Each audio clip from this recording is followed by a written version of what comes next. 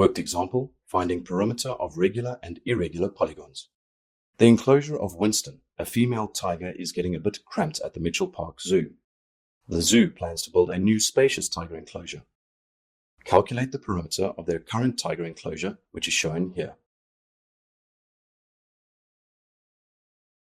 Solution. We can see that the enclosure is in the shape of a polygon. Since the sides are unequal in length, it is an irregular polygon.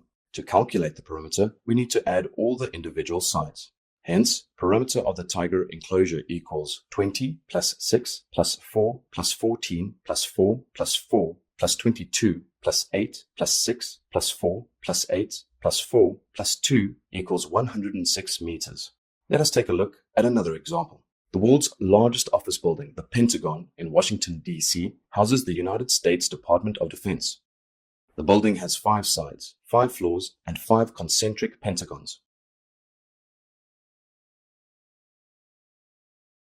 If each side of the outermost pentagon is of the length 281 meters, calculate the perimeter of this regular pentagon. Solution.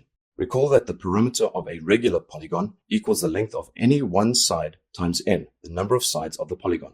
In this case, number of sides, n, equals 5 as it is a pentagon. Length of side equals 281 meters.